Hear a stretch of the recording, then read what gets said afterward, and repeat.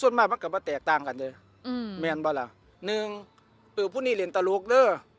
บางครั้งก็สิคิดว่าผู้นี้เป็นคนมักหยอกมักหัวมักหยังในชีวิตจริงบ่เฮืองใดแม่นหน้าเวทีบางคนสิคิดจังซั่นบางครั้งเราอาจจะบ่สนุกสนานคือเทิงห้านแต่ว่าลงมาใต้ห้านบางเที่ยเฮาผิดกับผู้นั้นตึ้งๆๆๆอยู่นี่ขึ้นเทิงห้านเฮาเว้าม่วนเว้าซื่นคนเฮบึมๆๆอยู่บางเที่ยผิดกันเฮาก็เก็บไว้ข้างล่าง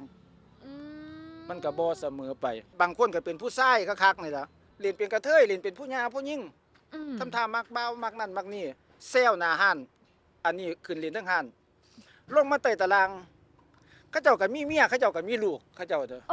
มันเป็นอาชีพของเพิ่นเขาเว้าถึงตำแหน่งหน้าที่การงานในวงหมอลำก็จะเห็น LGBT หลายแฮงแม่นความเป็นจริงเป็นจังซั่นบ่เป็นคือกันแต่ว่าในมุมมองนี่เฮาก็บ่ได้ไปบ่ว่าไงซะสะเดียวสะดิ้งกระดอกกระเดี้ยถ้าอยู่กับคนส่วนมากเราก็ทำตัวเหมือนกับคนส่วนมากคันอยู่กับหมู่พวกที่เป็นนำกันพวกเกย์พวกกระเทยเฮาก็คุยกันสนุกสนานธรรมดาเฮาก็บ่ได้ว่าไปกีดกัดเอาขนาดนั้นเมียบ้านเมียซองเขาก็เอิ้นมักคือกันเอิ้นมักคือกันแม่นบ่คะแม่นซึ่งเฮาก็บ่ได้รู้สึกว่าเฮาก็บ่ได้นั่นคันไปเล่นน้ำหมู่ไปจังซั่นก็เอิ้นกันก็คุยกันธรรมดาก็เอิ้นอ้ายเอิ้นเจ้เอิ้นหยังก็แล้วแต่เขาสิเอิ้น